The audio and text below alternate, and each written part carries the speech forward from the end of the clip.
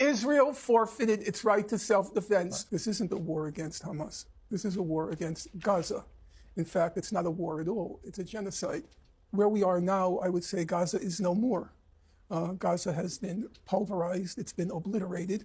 And that was the Israeli goal from October 7th.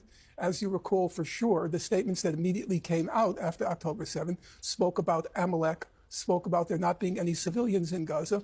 The intention was to once and for all liquidate, solve the Gaza question.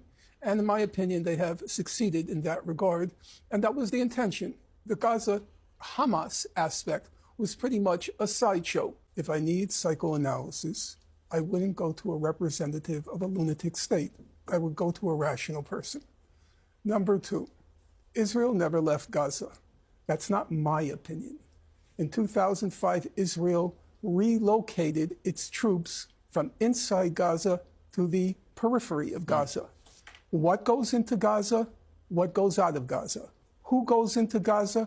Who goes out of Gaza? The airspace, the water, everything was controlled by Israel. The guardian of the Fourth Geneva Convention is the International Committee of the Red Cross. The opinion of the Red Cross from 2006 to the present is that Israel remains the occupying power in Gaza. That's the opinion of the United Nations. It's the opinion of all human rights organizations. I don't disagree with you about any of that. But let me ask you a simple question, okay? If you're at war with Gaza, why are you shooting children in the skull and in the chest? The New York Times published an article on that, came under a lot of flack because they published that article. They said we can't refute the evidence. We have the x-rays in front of us. They're shooting children in the head, in the skull, and in the chest. If you're engaged in the war in Gaza, why are you killing journalists? Why are you killing medics? Why are you killing UN workers? If you're engaged in the war with Hamas, why is it that Human Rights Watch just this past week put out a report? They tell people where to flee. They say, go to the safe zones. Human Rights Watch says, when the people are directed, they're being shot at the road.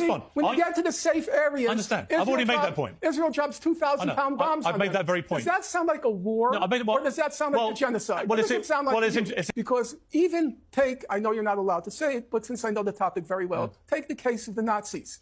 The Nazis needed the cover of a war in order to carry out the final solution. Now, Hitler had plans earlier on, but it required a certain amount of cover, propaganda, and all sorts of other devices in order to carry it out. Gaza is in the news. If you want to hear my full answer, I'm not giving you a yes or no. What's the short answer? My answer he doesn't have short answers. That's correct. I don't have short answers. I've said it to you before. In my opinion, Israel, here it's not my opinion, I'll quote Giora Eiland, Israel, the former head of Israel's National Security Council. Israel created, I'm quoting him now, in 2004, he said Gaza is, quote, a huge concentration camp. Israel created a huge concentration camp in Gaza. Israel imposed a medieval blockade on Gaza, which has been characterized as a crime against humanity. Israel periodically went into Gaza on its high-tech killing sprees, what it called operations. I would say Israel created, I think I'm quoting now, the British economist called Gaza a toxic dump.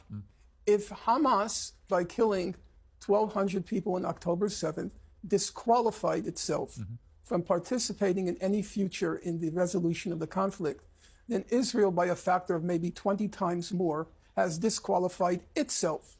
And we have to add, it's not just the state of Israel, it's the entire population of Israel, which gets more and more enthusiastic and relishes more and more each time a massacre unfolds in Gaza.